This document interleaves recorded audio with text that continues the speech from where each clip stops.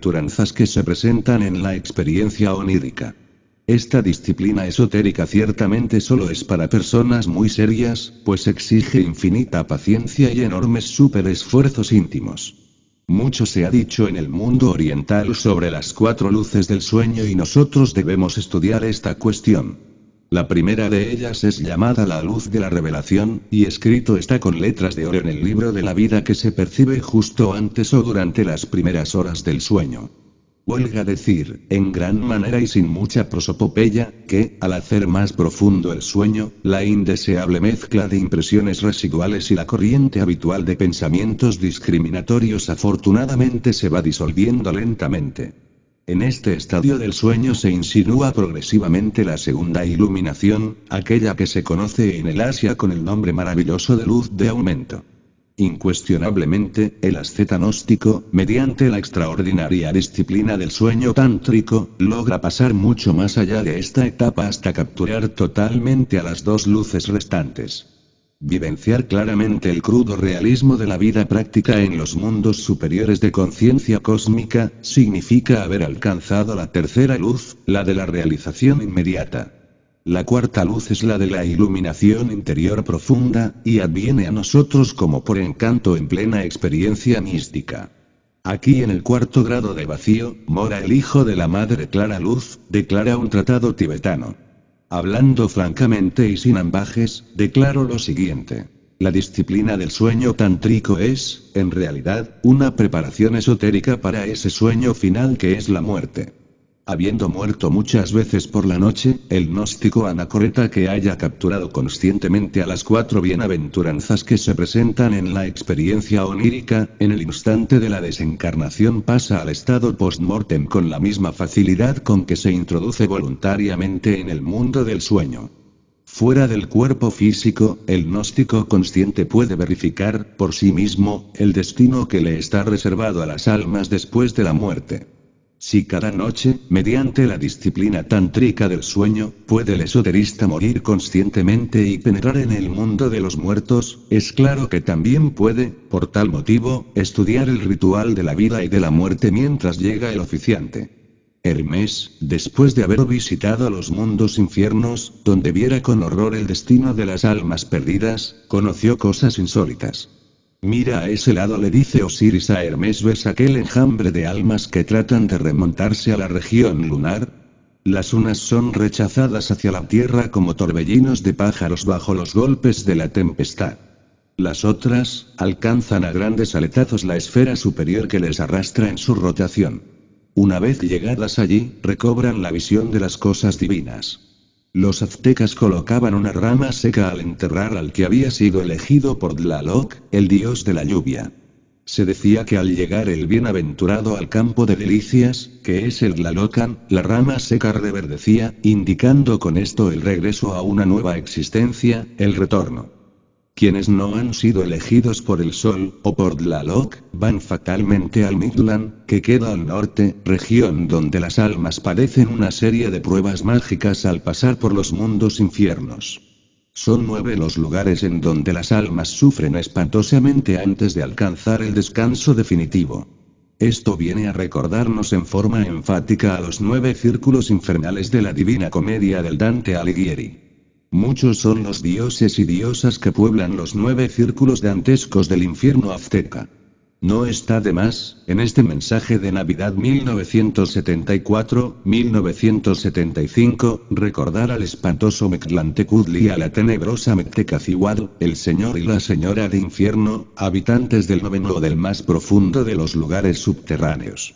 Las almas que pasan por las pruebas del infierno azteca, posteriormente, después de la muerte segunda, ingresan dichosas en los paraísos elementales de la naturaleza.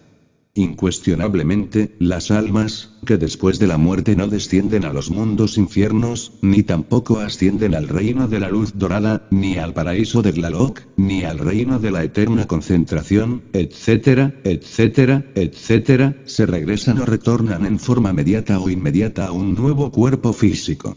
Las almas elegidas por el Sol, o por Tlaloc, gozan mucho en los mundos superiores antes de retornar al valle del Samsara.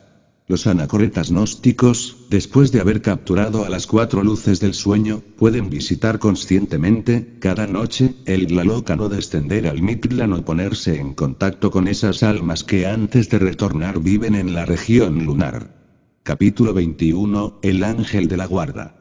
Iniciaremos el último capítulo del presente libro con la siguiente frase. El primer educador de todo gran iniciado se convierte, de hecho y por derecho, en la causa fundamental de todas las partes espiritualizadas de su genuina presencia común. Cualquier gurú agradecido se prosterna humildemente ante el primer creador de su ser genuino. Cuando después de muchos trabajos conscientes y padecimientos voluntarios se revela, ante nuestros ojos llenos de lágrimas, la absoluta perfección lograda en el funcionamiento de todas las partes espiritualizadas, aisladas, de nuestra presencia común, el impulso del ser, de gratitud hacia el primer educador, surge en nosotros. Incuestionablemente, la perfección absoluta de todas y cada una de las partes aisladas del ser solo es posible muriendo en nosotros mismos aquí y ahora. Existen diversos estados de autorrealización íntima. Algunos iniciados han conseguido la perfección de ciertas partes aisladas del ser, empero, todavía tienen que trabajar mucho hasta lograr la absoluta perfección de todas las partes. En modo alguno sería posible diseñar al ser, parece un ejército de inocentes niños, cada uno de ellos ejerce determinadas funciones. Lograr la integración total es el mayor anhelo de todo iniciado. Cuando se logra la autorrealización íntima de la parte más elevada del ser se recibe, por tal motivo, el grado, Ismech. Nuestro señor Quetzalcóatl, el Cristo mexicano, indubitablemente desarrolló también a la parte más elevada de su propio ser. Los dioses elementales de la naturaleza, tales como Huehueteotl, Tlaloc, Ecatl, Chalchiuhtlicue, la ginebra de Tlaloc, Xochiquetzal, la diosa de las flores, etc., asisten al iniciado en sus operaciones de magia elemental a condición de una conducta recta. Empero, jamás debemos olvidar a nuestro intercesor elemental, el mago elemental en nosotros, que puede invocar a los dioses elementales de la naturaleza y realizar prodigios, incuestionablemente, es otra de las partes aisladas de nuestro propio ser. 3 diosas, que realmente son solo aspectos de una misma divinidad, representan a nuestra divina madre, variante o derivaciones de nuestro propio ser, Tonantzin, Coatlicue, Tlazolteotl, muchas son las partes aisladas de nuestro propio ser.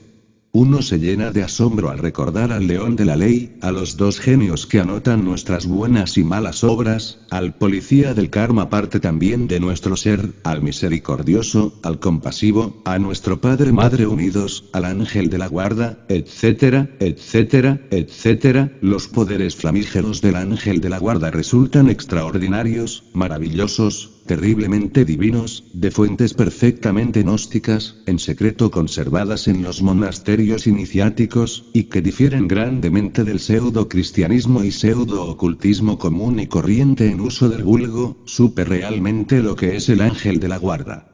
Llegados al campo misterioso de la historia y de la vida de los jinas, hemos descubierto no solo al templo de Chapultepec en México y a las gentes de la cuarta vertical, sino, también, y esto es asombroso, a los poderes del ángel de la guarda en relación con todo esto. Porque conviene jamás olvidar que el padre Prado y Bernal Díaz del Castillo, entre ambos, se recreaban viendo a los sacerdotes de Anáhuac en estado de jinas. Deliciosamente flotaban los anacoretas cuando se transportaban por los aires desde Cholula hasta el Templo Mayor. Esto sucedía diariamente al ocultarse el sol.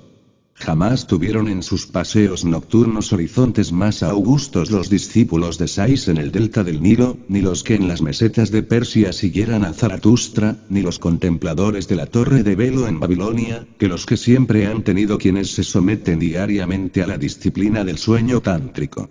Fuera del cuerpo físico, el anacoreta gnóstico puede, si quiere, invocar a cierta parte aislada de su propio ser definida en esoterismo práctico con el nombre de ángel de la guarda. Incuestionablemente, el inefable vendrá a su llamado. Una serenidad diáfana, una tranquilidad sin límites, una felicidad extática como la que experimenta el alma al romper los lazos con la materia y con el mundo, es todo lo que sentimos en aquellos momentos deliciosos. Lo demás lo puedes colegir ya, querido lector, servicios mágicos a lo Lohengrin siempre se pueden recibir. Si en tales momentos de arrobamiento pedimos al ángel de la guarda el favor de sacar el cuerpo dormido de entre la cama, donde le dejamos reposando, y traerlo ante nuestra presencia, se realizará el fenómeno mágico con pleno éxito. Uno presiente que viene el cuerpo físico ya de camino, traído por el ángel de la guarda, cuando siente en sus hombros anímicos una entraña presión, si asumimos una actitud receptiva, abierta, sutil, el cuerpo físico penetrará en nuestro interior. El tantrista gnóstico consciente, en vez de regresarse a su cuerpo físico, aguarda que éste venga a él para viajar con él mismo en la tierra prometida, en la cuarta coordenada. Posteriormente, mediante el auxilio del ángel de la guarda, regresa el asceta gnóstico a su casa y a su cama sin el menor peligro. Los venerables maestros de la fraternidad oculta viajan con sus cuerpos físicos por entre la cuarta vertical, pudiendo abandonar a la misma en el lugar que lo deseen. Esto significa que los maestros resurrectos de la orden superior pueden darse el lujo, por cierto nada despreciable, de renunciar a todos los sistemas modernos de transporte. Buques, aviones, automóviles, etcétera, etcétera, etcétera. El alto valor iniciático que en sí mismos tienen los procedimientos crítico-analógicos y simbólicos que en los antiguos tiempos fueran la esencia viva de aquella escuela alejandrina de los filaleteos o amantes de la verdad, academia sintética del siglo IV, fundada por Amonio Sacas, el gran ecléctico autodidacto, y por Plotino, el continuador de Platón a través de los siglos, con principios doctrinarios de Egipto, México, Perú, China, Tíbet, Persia, India, etcétera, etcétera, etcétera, permitió a muchos iniciados orientarse en la senda del filo de la navaja. Mención muy especial merece la Androgilia de Amonio Sacas, libro de oro por excelencia.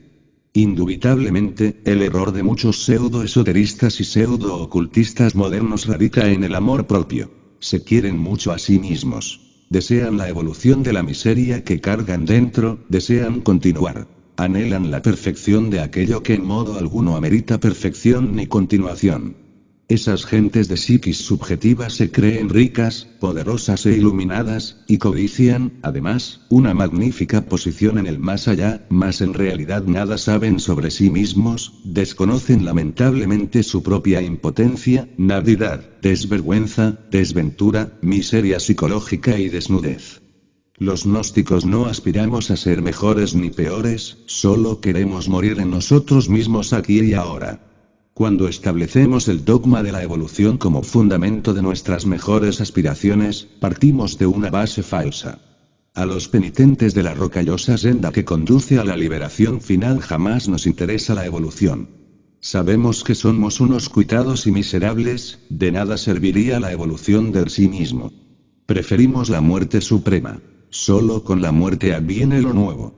¿Por qué habríamos de luchar por la evolución y el progreso de nuestra propia desventura?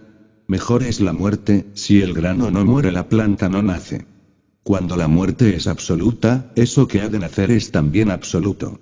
La aniquilación total del mí mismo, la disolución radical de lo más querido que cargamos dentro, la desintegración final de nuestros mejores deseos, pensamientos, sentimientos, pasiones, resentimientos, dolores, emociones, anhelos, odios, amores, celos, venganzas, corajes, afectos, apegos, lujuria, etcétera, etcétera, etcétera, es urgente, inaplazable, impostergable, a fin de que surja la llama del ser, eso que no es del tiempo, eso que es siempre nuevo. La idea que cada uno de nos tenga sobre el ser, jamás es el ser.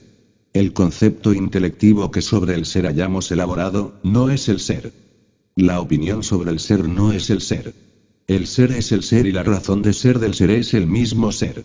El temor a la muerte absoluta es obstáculo, óbice, inconveniente, para el logro del cambio radical. Cada uno de nosotros lleva en su interior a una creación equivocada. Es indispensable destruir lo falso para que surja en verdad una creación nueva. Jamás intentaríamos promover la evolución de lo falso, preferimos la aniquilación absoluta. De entre la negra y pavorosa fosa sepulcral de abismo surgen las diversas partes flamígeras de ser. El ángel de la guarda es una de esas tantas partes aisladas. Aquellos que conocen realmente los misterios del templo, reflejo maravilloso de los misterios báquicos, eleusinos y pitagóricos, jamás desearían continuar con su miseria interior. Hay que regresar